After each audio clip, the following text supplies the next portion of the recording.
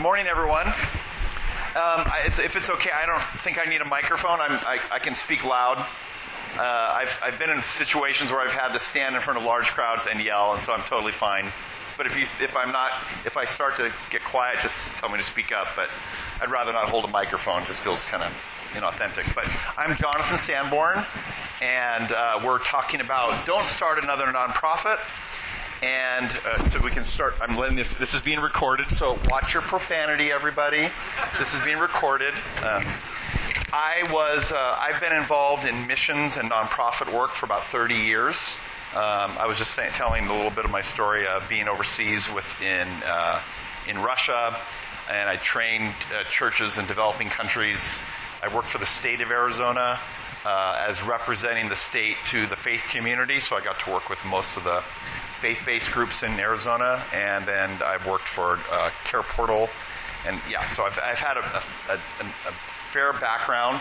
I haven't traveled probably like some of these guys and these people here who've done that, but I've done a fair amount, and God's just been teaching me, and so I'm just going to share with you what God's been teaching me and my journey, and hopefully we can find something that's really helpful for you.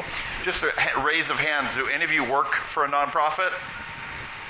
Do any of you want to start a nonprofit? Okay. See, I think I'm preaching to the choir here. So, that's okay. But I hope this is interesting and challenging for you, because we get in circles where the common solution is to do things a certain way, and I want to say maybe we can do things a little bit differently. So let's get started. It was about 20 years ago. I went on a medical mission into South Sudan, and we had to fly to the border of Uganda, take jeeps up, and it was one of those kind of Rambo kind of things where you're kind of winging it, but this at the time was still a war zone, and there was no electricity, so we went village to village by jeep and to do these medical clinics to treat river blindness. So we had a team of doctors, and but we went to this one village, and there was this well just like this. And if you've traveled around, you've probably seen something like this, where if you've gone into, there's usually one in the center of a village, something kind of well. And ours actually looked exactly like that. I didn't take this picture, but it's exactly like it. And there was a well, and it was in the middle of the village, and it didn't work. And I realized the kids in the village were still going out into the river and getting dirty jerry cans full of water, and bathing and using water for the village was, you wouldn't even want your dog to drink out of. Yet there was a well there. Now, fortunately, on our team, there was a guy who actually had worked for a well ministry, Life Water or something like that. And he figured out, well, let me take a look at it. And he had just a couple, like a wrench or something, opened it up, and he said, 2 minutes later, it was saying, I think this works now. And they said, okay, what we need to do is start pumping it. So we got kids to start pumping it, and we got this big lineup, and so we need to pump it for 3 hours to get the dirty water out, and then it's going to be clean water. So we made a game of it. It was fun to get her out. And then he said, that well had been sitting there not working for 2 years. Some charity had gone with amazing intentions. They probably did a celebration of the opening of that well, and they took pictures of it, and they probably showed it to donors, like, look at this, great what we do. But 2 years later, it probably worked for a month, and there was no one in the village who could repair it. And we realized there was something intrinsically wrong with the good intentions of what we had seen. The well was a good intention, obviously. Clean water. You saw the need. The well met the need. But 2 years later, it wasn't solving it. And I would say this happens far too often. But not just wells. It could be a school. It could be a center. It could also be a program. It happens every day around the world. And to be honest with you, it especially happens in Christian circles. because we've got really good intentions and we really want to do good and we're really generous. And so all these good things with good intentions can get started, but the question is, do they work? And so, let's go to the next one. I would say the biggest problem right now is there's a deep level of fragmentation. Do any of you ever read When Helping Hurts? Have you ever heard of that book? Well, I was at a conference and I met the guys, and he said the biggest problem that's reinforcing poverty in the world is the American church. And I was like, ouch. We, the American church, are reinforcing poverty by the way we approach how we help other people.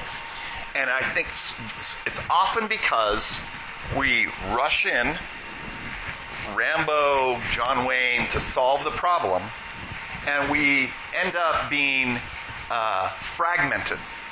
We aren't working together with the local government. We aren't working together with the village leaders. What if the village leaders in that Sudanese village got to learn how to build that well? What if they took a class how to build, not just how to fix it, but even what they learned how to build it from the ground up? They really know what they were doing, right? But that's not how it happened.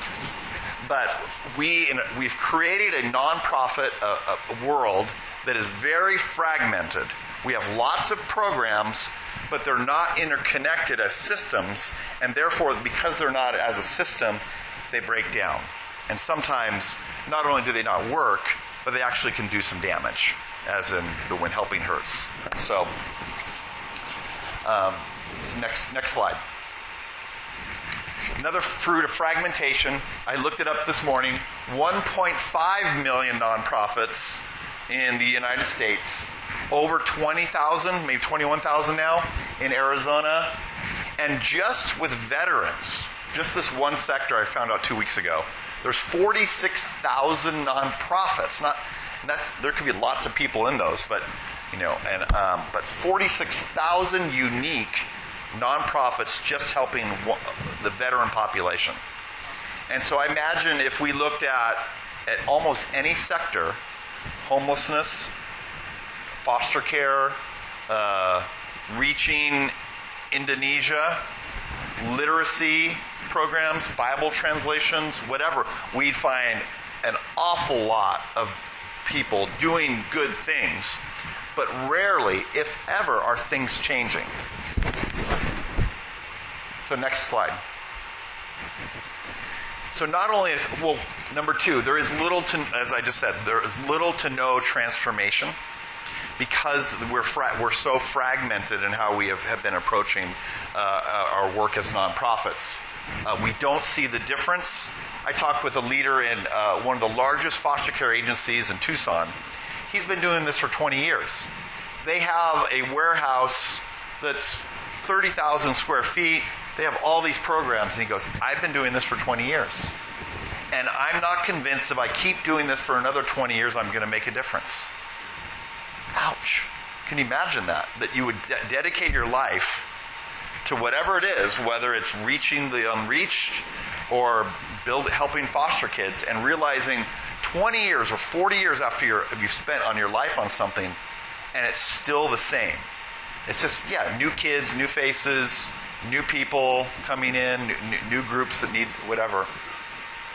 But if there isn't real transformation, there's also division. Not only is it we're talking about not being effective, but groups are divide over things. If you've been around ministry for a while, churches split, agencies split, groups divide, and it creates problems. It creates confusion. I was at a meeting with the head of homelessness for the Maricopa County, and we had a coalition of nonprofits all working towards homelessness. And they were saying, we have this center right in downtown Phoenix, and we've got all these agencies bringing in services. We can bring wraparound care, we can bring in counseling and addiction, but right down the street, this church comes and hands out burritos every week and tents. And so they said they are actually undermining the work that all these 18 other agencies are doing to get what they call a continuum of care around someone who's entered into homelessness. And so it actually, that the lack of coordination ended up actually creating harm for the homeless and problems with each other. Also, this creates division. This also creates confusion for churches and donors. So if you work in a nonprofit world, there's a term that people realize. It's called donor fatigue. Have you ever heard that term, donor fatigue? Yeah. Donor fatigue is that donors are fading. They're getting tired of the asks for money, for help, for volunteers, and sometimes even churches get overwhelmed with all the different nonprofits trying to get their attention because they want to get their nonprofit, get a booth in their lobby, or get some people to donate to their ministry or mission, whether it's global or local. I went into I was working in with an organization, and we were in Arizona and Southern California, and I visited a church and in Riverside. It's called Harvest Church. Have you ever heard of that one's a big mega church. They just decided that they want to do good in the community, but they can only do 50 nonprofits. So they have 52 Sundays a year, and they'll share one nonprofit gets 2 minutes every Sunday. So if you want to share about your nonprofit, you have a shot to become one of the 50, and you can get your 2 minutes once a year. That's the best you can do for that church. And obviously, that's 2 minutes in front of that kind of people. Maybe that means something, but that's kind of what had to get created because there's 50 nonprofits they've decided to support, and they probably turned down 500 of them, right? And because there's all the other people who said, could you support my family going to Tanzania or whatever? All of them, all 500 might be good things, but it created a problem for churches. Like, how do we navigate all this confusion and complexity with all these different nonprofits? I know certain mission leaders in Arizona at large churches. I think they're some of the busiest people in the world. I mean, like it's like I probably could reach the White House, someone in the White House, easier than I could certain missions pastors. And I'm not joking. I'm really not joking. Like, it's not. I mean, yeah. So because there's just so much coming down to reach this one person, because man, if CCV could support me, or if Scottsdale Bible, or the Grove could get behind what we're doing, we could really hit it. Says 500 other nonprofits, and so it creates a confusion and a donor fatigue both from the church and from big donors. Donors are getting tired, and honestly, a lot of the long-term systematic giving is usually done by older people, and they're dying off. And so you're having less and less donors. This is bad. I feel like I'm becoming very depressing. We'll get to the good news. So don't give up on me yet. I'm just bringing the truth first. It's true. Yeah. If you've been out in the ministry place. So next. So I'm proposing we need to think differently about how we approach nonprofits. We need to move from a mindset of individual competition to collective collaboration. And that mindset is radical in shifting how we approach everything else. So right now on the left, just to use the example of the missions pastor, they have to relate to all these different organizations. They have to relate to the school system and to the individual missionaries and to agencies and to the government. And so it becomes like, how do we manage all of that? But what if there was maybe one bridge where someone who represented foster care or pro-life all came in and could speak directly to that church, and they were working collaboratively with one voice rather than a dozen voices all kind of shouting for the same thing. Good to see you, Ben. So I thought we could just spend a little time and learn from the masters. It's like, I thought that was a really cool picture. I think that's Plato. Next slide. First master, when anyone talks about working together, I think people turn to Nehemiah. And I read through Nehemiah again this morning, and it's interesting in chapter 1. When you think about one of the can-do guys who accomplished something really big in the Old Testament, what he starts off with is prayer. And it's an interesting prayer. So I will say, if you want to start anything, start with prayer. Find that you're seeking the heart of God. And seek it, take your time, seek it, and seek the heart of God, just as Nehemiah did. And embedded within that I was so overwhelmed by his humility. So who destroyed the walls of Jerusalem? Anyone remember who destroyed the walls of Jerusalem in Nehemiah's day? Who did it? Who were the bad guys?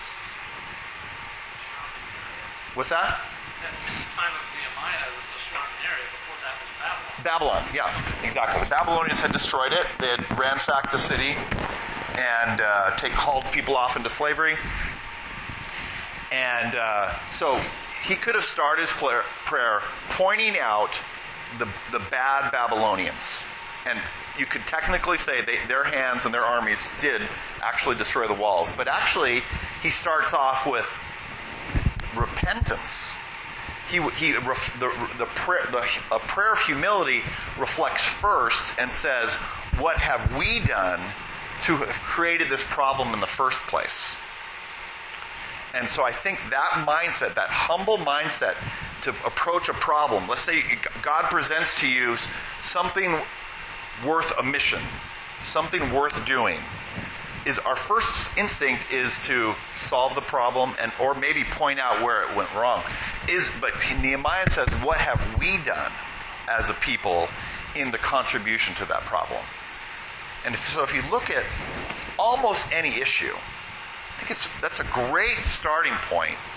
Like foster care. I'm involved a lot in foster care. What has we, God's people, where have we sinned? Like in the church in America, in many ways, we have relinquished the care for children in our communities to the government. So I think if we really want to address foster care, we need to be talking about a prayer of repentance first of, Lord, we have sinned. We have failed to step in and caring for these children. And then we instead of blaming the government or blaming bad society or the culture, we have to start first, which Nehemiah could have done that, but we have to start first with ourselves. And so for me, prayer and humility for any mission, whether it's reaching the lost or whether it's starting a food pantry, I think you start with those two. There's no other way. And so then Nehemiah brought a singular big goal. I'm sure bringing a people out of exile was a massive task. There's super complex, lots of parts. But he rallied the people around a common big goal, and that if we don't have walls and security, whatever else we build is gone, because there's going to be bad people around, and we could do this, we could do schools, we could do farms and agriculture and business, but if we don't have walls, it's not going to work. So they agreed that the most strategic objective in the rebuilding of Jerusalem was the walls. And then he got all the tribes organized, different tribes doing different things to build each sector of the wall and each gate. And it's interesting because I feel like right now in our American culture, we look at a problem like let's just say, just as Jerusalem, all the walls were torn down, we look at a problem and then we go, I feel led to repair that wall with wood. I've got wood, I want to go repair that wall with wood. Or I feel led to do it with straw. I feel led to do it with stone. And then everyone kind of does their own thing. But there is not an agreed upon strategy of how are we going to solve foster care? How can we really solve homelessness? How can we really solve reaching Indonesia for Christ? What would it take? But too often it's a bunch of different tribes all kind of going and doing things however they feel led. And the walls aren't getting built. The causes aren't changing. The problems persist. And I get it. 30 years of experience, I know it's hard. Collaboration, getting tribes to work together is hard because tribes have different capacities. They have different opinions on how things should be built. They said, well, again, we've got wood and we don't feel led to do this, and it's hard to navigate. But getting everyone around a common goal is, I think, one of the best legacies of Nehemiah and something we can learn from this master. So, next slide. Next master is the dude. Anyone know the dude? Oh, man. It's a tough crowd. No, the dude, it's a movie. He's just some dude. He's called the dude. He's just super chill. And he's, a quote, he goes, "Slow down, man. Get it done right." And I use that because we have to realize as Americans, we are prone to get it done quickly. Like, we are prone to, we're problem solvers. We have that can-do attitude, that Yankee ingenuity, and we're going to solve problems. And so that's deep within our DNA. And if you've ever spent a lot of time in other cultures, you realize not every culture has that DNA in them. And there's things that are really good about that can-do attitude, but there's also things that are not good about that. And we have to recognize that. We have to recognize that problems, if we rush into something, we don't realize that there's actually an entire ecosystem around a problem.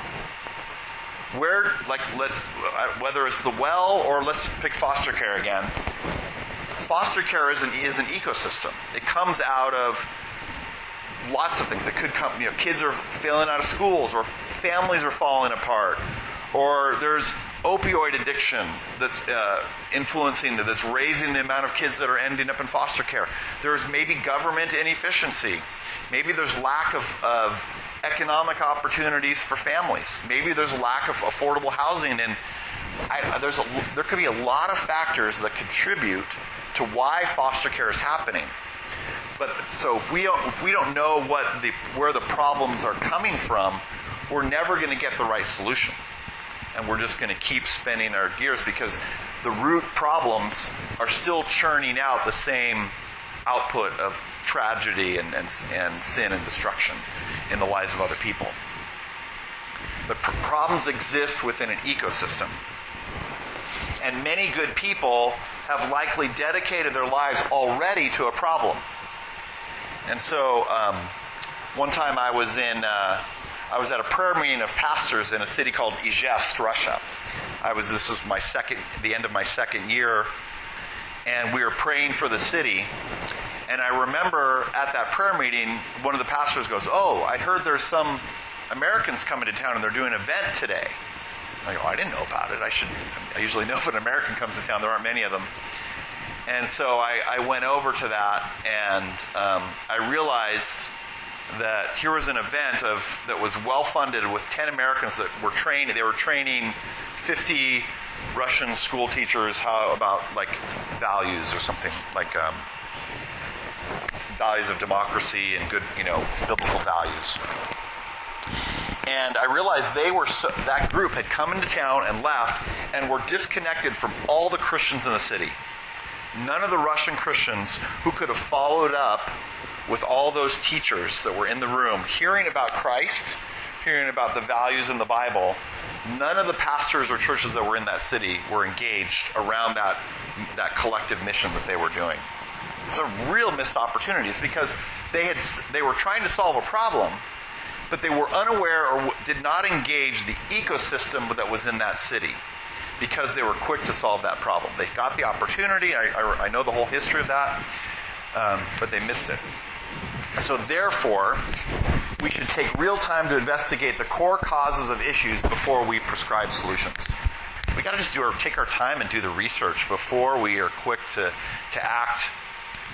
We should learn the ecosystem of key people, agencies, and organizations. this is so critical.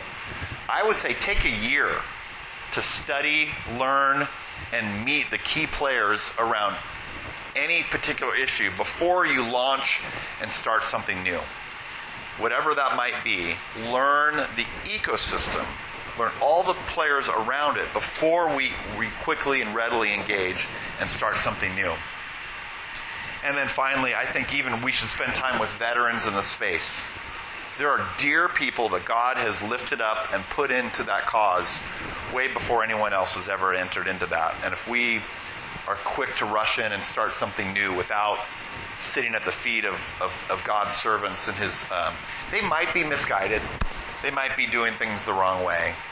But at least hear their heart, spend time with them, love them as a brother or sister in Christ before we go ahead and launch something new. Next slide. Collective impact, to me, is one of the most exciting things that I've seen in the last 2 years of Christians actually coming together to solve big problems. The definition is collective impact is a framework for large-scale collaboration to achieve a specific, otherwise unachievable goal. Next slide. In 2011, Stanford did a study on, they analyzed nonprofits. They looked at them and they say, why can organizations and corporations come together and create like a USB and all agree to the standard that we can all agree that USB plugs can work, right? They incorporate all these computer companies and tech companies spending billions of dollars agreed to a standard. But in nonprofits, why isn't that happening? And so they looked and they noticed that large-scale social change requires broad cross-sector coordination, yet the social sector remains focused on the isolated intervention of individual organizations. We're so individualistic in the nonprofits. We're the ones doing this well. We're the ones, and they get their big media budgets and marketing budgets.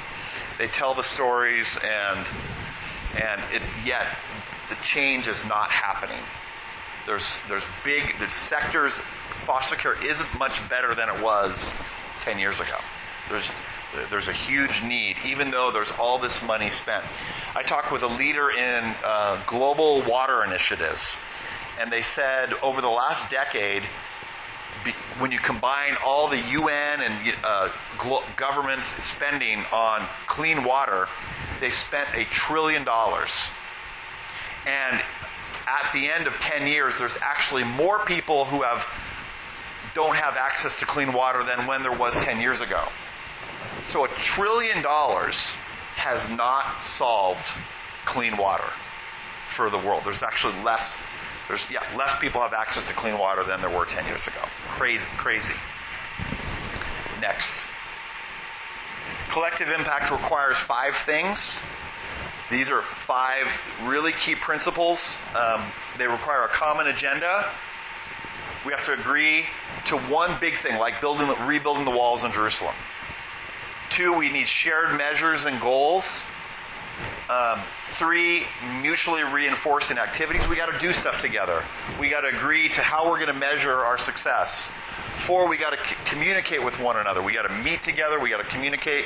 We got to agree on the same standards of communication. And 5, this is really important, a backbone support organization. There needs to be an organization that maybe even no one else knows about that makes it all happen. But they're not doing it. They're not in charge of it. All they're trying to do is get everyone to work together. They're just saying, you guys need to work together. So I just joined 2 months ago the organization that is the backbone support organization for Illuminations. I think the next slide I think I have. Yeah. Illuminations, or Every Tribe, Every Nation, is the movement that united all the Bible translators together towards agreeing to one big goal. So Wycliffe, Biblica, Pioneers, I don't even know there's 11 of them, but they all said we need to work better together. In fact, it actually started by large donors. The Green family is the largest Christian donors in I think probably in the world, but in the U.S. They got tired. They have a heart for Bible translation, but they got tired of organization after organization coming up and saying, we need, $700,000 for this new language group up in northern Tanzania. Could you support us? And then the next group says, hey, we're working in Tanzania. Could you give us $500,000? And hey, And so they realized, you guys need to get together and start working together so we're not competing with one another. And so they got everyone together. They started meeting every month. And in all the CEOs of those organizations, they flew into Dallas-Fort Worth Airport, met every month. Took them a year to come up with a common goal, and they all agreed, how can we get the Word of God in every language by 2083 was their initial goal. Then after a number of years of working together, they realized if we actually work together, we can get it done by 2033. It took 50 years off because of efficiency and collaboration to get the Bible into every language. That's a whole generation will have access to the Word of God because of their collaboration. And in addition, they created a unifying fund that's to raise money for Bible translation. So donors don't have to go, what's the best organization? Oh, here's a brochure, or here's someone who wants to meet with me. They don't need to do that. They go, I'm just going to give it to every tribe, every nation, and you guys figure out how the best way to spend it is. And so to date, they've raised over $180 million in addition for Bible translation, which has radically accelerated the work of getting the languages, and they're sharing their software, they're sharing resources, they're working closely together in collaboration. Exciting stuff is happening when there's deep level collaboration in Bible translation. And so I feel that's, to me, is one of the most exciting things happening right now in the Christian world in terms of collaboration. Next. And just so for clarity, collective impact is different from networks and coalitions. We need networks, we need coalitions, but collective impact is different because you can join a coalition, but you have no skin in the game. You just say, yeah, we're a bunch of groups that care about homelessness. We meet monthly. That's not collective impact. That's a coalition, and there's a place for that. But collective impact says, no, we're going to agree to a common goal. We're going to pool our resources. We're going to agree to common forms of communication, and we're going to come up with a singular message to speak around a singular goal. So that distinction, I think, is really important because a lot of people, collective impact is kind of a buzzword right now around the country. They're using it a lot, but it's not everyone is really lining up with the actual principles of it. It's more of a coalition. And final thoughts, and then I want lots of questions, but rather than ask, how can I solve this problem? Ask, what role in God's plan to solve this problem can I play? So I've been at missions conferences for 30 years. I've heard the "Here I am, Lord, send me," and which is often an individual's call, which is a starting point.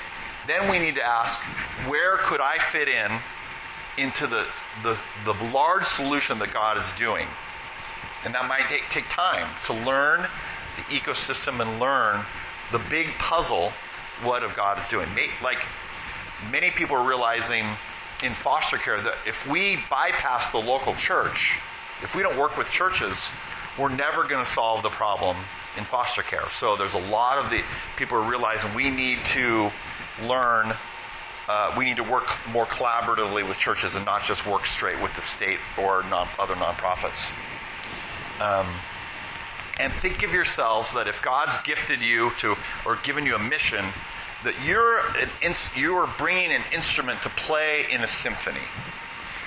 But our goal isn't just to play whatever we want. Our goal is to line up with what the master is doing to make something beautiful, and the beautiful symphony of transformation that he wants to bring to our communities, and to the causes that God cares so deeply about. So God's on the move. He's doing something. I haven't figured it all out yet. I'm learning, but things are in motion. So any questions? Feel free to challenge me. I mean, hey, and it's, go ahead. I want to jump in and encourage you. I agree with everything you said. Because I've seen it in all my years. So Yeah. I'm excited you're doing this. We need it. And it's starting to take root in other sectors. I started a foster care coalition around collective impact, and we're talking now with leaders in the pro-life space as well.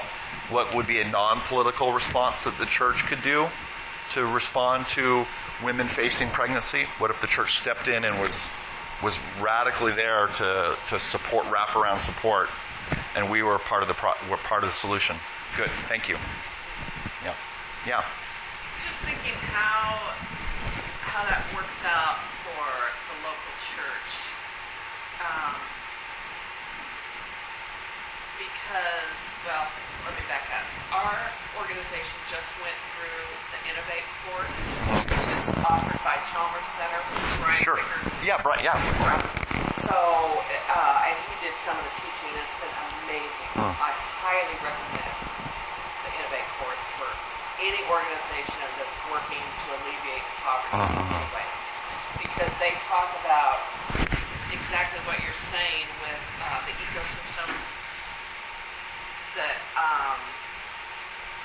poverty is a result of broken relationships, whether it's broken systems or broken relationships with people or broken relationships with the environment or with God or with other people. So anyway, that's been great. And part of Fickert's message in all of his books is this work needs to be church-centered, local church-centered. So we do a microfinance program and business training for vulnerable women and girls in the development world. So, in his book, From Dependence to Dignity, he talks about any good microfinance program needs to be church-centered, church-based. Well, if you have all these programs, we're just one program that's working to alleviate poverty specifically for women and girls in that community. So what is a local church to do when it is best practice to have foster care programs and water programs and microfinance programs be based in the local church? And you started out with the burden that a local church feels. Yes. Help all these. So how does that work? How does that work out? How do we prevent the local church from feeling inundated? Yeah. Like, we've got to help this over here. We've got to, even in the developing world. Yeah. I have an example of that because in Tanzania we have our biggest program, and we have a regional director that oversees all these program leaders that are teaching our curriculum to these groups of women and managing microloans. Women come to Christ as a result of the Bible lessons they get along with business. So they start coming to church. The local pastor is telling our regional director, Alex, these are your women. In other words, he feels like, I'm not supposed to be the pastor until these women over here, because they're here because of Alex, and Alex is like their pastor. Right. And so he's like, these women are coming to church, but yet the pastor's not willing to shepherd them because, they're part of the program, and they've already got this shepherd over here. Right. And I don't fully understand that dynamic either. But anyway, I don't know what my question really is, but I love everything that you're saying. Yeah. It's true. We are much too splintered for our own good. But yet, when everything needs to be centered on the local church, how does that play out? And I think that I've used that mantra, support, getting behind supporting the local church for most of my life.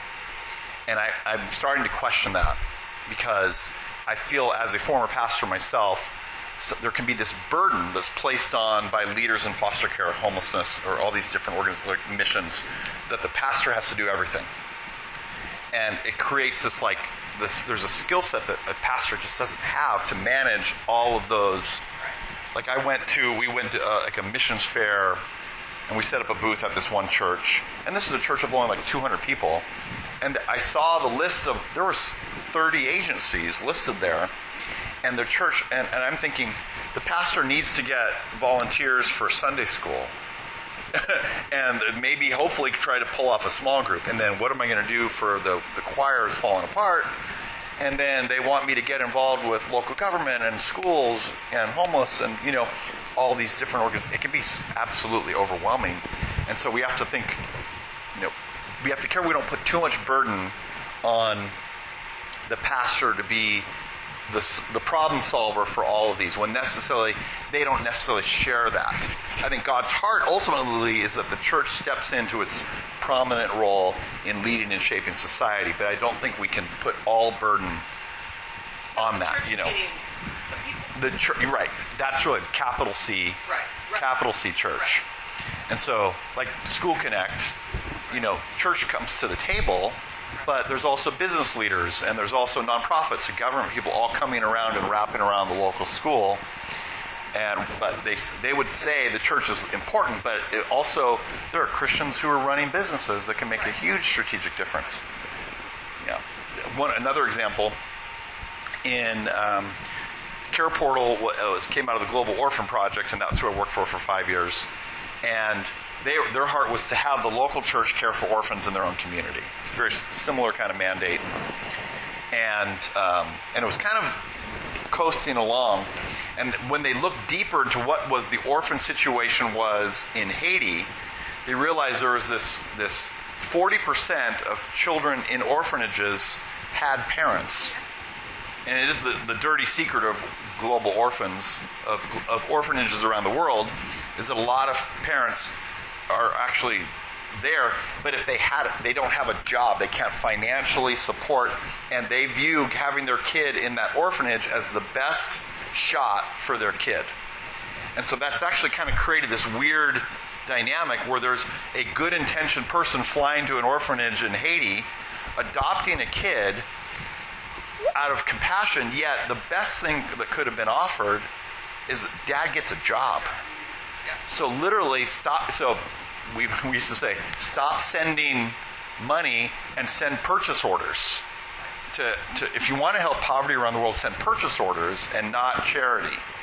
And so they ended up developing a t-shirt factory, paying living wages, and a training academy.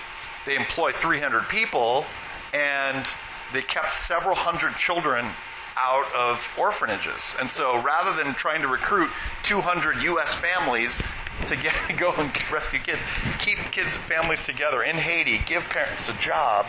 So when that took time to learn the ecosystem and find out what was really going on.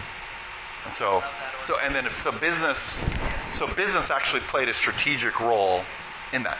Church supported that. They go and they do Bible studies in the factory, and lead in prayer, and they minister. But yeah, business played a really key role.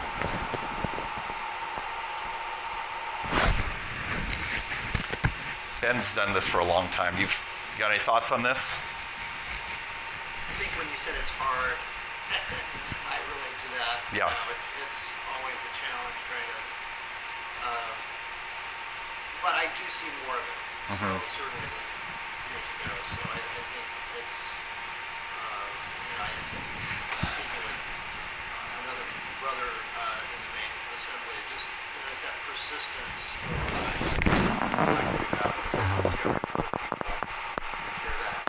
Yeah. I've heard it's like breaking concrete. Sometimes the first whack with a sledgehammer is probably not going to, do much. You won't see anything and a few more. But then at a certain point, you see a crack start to happen. And I think as you just keep swinging the sledgehammer, I think you can start to see actually something break open. So, yes, hard, but you're going through things happen. I love the idea about the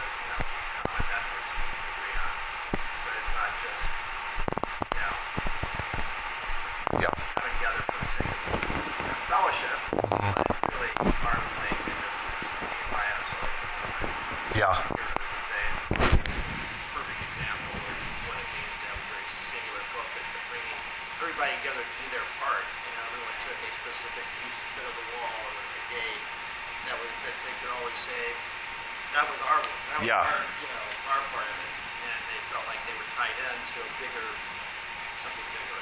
Mm-hmm.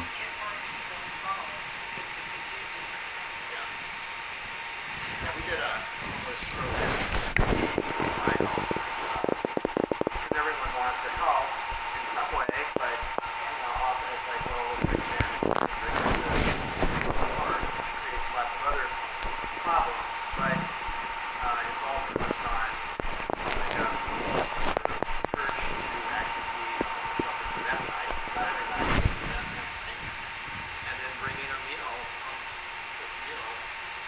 and again, it just helps direct people to the way they can help, and it's been now operating for 15 plus years, and it's scalable and can be. So I just love things that bring people together around a common vision, a sense of we're working together on this. And I'm not saying that's the be-all end-all, but it does provide shelter for lots of folks and working with social service agencies and also involved in case management and such. So when it works, it's great. Mm-hmm. Yeah. How does that come up? Because there's already so many people working in a space, and you recognize, I want to be the bridge. I want to be that background supporter, right? Yeah. How do you, you're still creating something, right? You're not creating a nonprofit necessarily, but you're creating a movement. You're creating something that requires resources or people or mindsets, time, and all of that. And then you're asking people who are already successful, maybe, or in their mind, they've got a way that they're doing something to come to a bridge and then let go a little bit of what they own so that everyone benefits from it. And I think that that's the biggest problem. Yeah. Is getting people to that bridge and then saying, okay, yeah, we're not going to be the domineering of this space because we recognize, I guess I could sit here. To me, my heart was like, oh, I want to start a nonprofit. And you see this thing that's like, don't start another nonprofit. Because that's the exact same thing that I've come to as I'm thinking about, well, why would I start a nonprofit? Because there's 20 things happening within a mile of my house right now. I can't even pick which one to go visit first to see how they're doing something. Because there's so much going on. And then I'm like, maybe there's already a collaboration somewhere. But and so even figuring out those bridge opportunities, who's already working together, and I don't know, not that I'm asking for an answer to it, but this is just where I'm like, how do we do it? Yeah. And it's important to, I think there's 3 prerequisites. You need to look for a few things before you step into this collective. And the 3 key ingredients: humility, generosity, and integrity. And if those 3 things aren't there, it won't work. Because if your agency is awesome and crushing it, you don't need other organizations. If you're really changing the world and doing all these great things, then why would you need to work together? And so there's people who didn't join the Bible translation group, and but they felt like they were doing things right. And so if you're not there, and if you're not willing to give up your time or money or resources to working collaboratively, that's a good way. You shouldn't be involved in collaboration as well. And then integrity, there's a lot of talk, and sometimes, unfortunately, even deception in nonprofit work can overemphasize successes, underemphasize real deep problems and lack of change. So because they want to keep the money coming in. So I think those are 3 really key things to look into, but it's worth asking. And we don't prescribe solutions. The Backbone never tells people what to do. So I'm not Nehemiah. I don't pretend to be. I'm just simply the guy who helps everyone agree. Well, what would be the right solution in Arizona to solve this particular problem? That kind of thing. Good thoughts. It sounds like this Backbone is more facilitating the collective, if you will. Yeah. My question, I guess, is, does this happen like the Bible translator, like someone saying,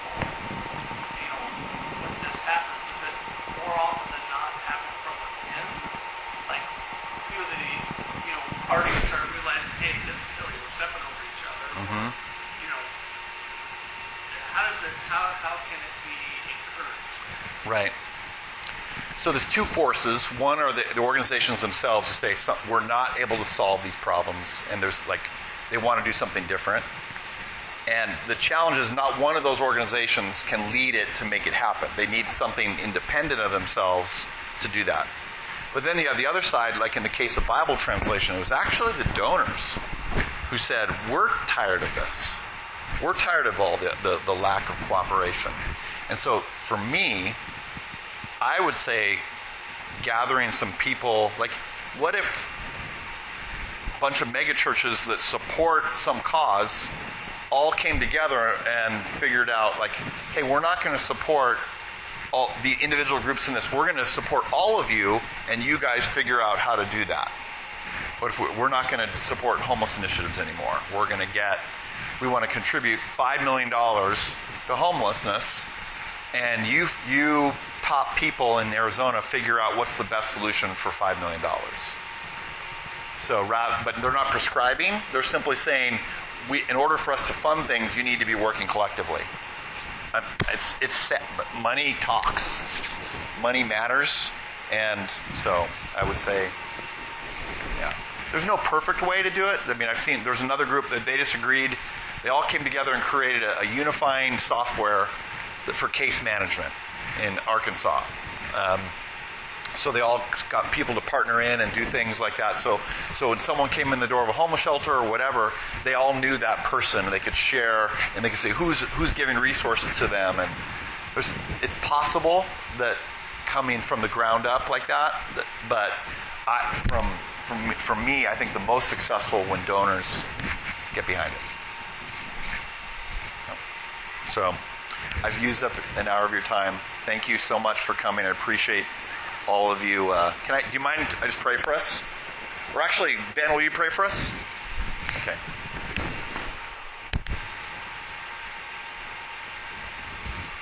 Father God, I just thank you for the Grand Assembly, that you are directing and how you are moving through your people around this world. And Lord, we want to be sensitive and aware and asking, Lord, what is our part? What do you want us to do? Through ourselves and through our organizations, Lord God, how can we fit into your grand assembly? And thank you for John and for his many years of walking this out and laboring. And for each person here, Lord God, wherever they're at, Lord, we just pray that your Holy Spirit will guide us to what you're about and what you're doing. And then that we would be humble and yet also engaged in doing that part that you call us to. In Jesus' name I pray. Amen. Amen. Thank you, everyone.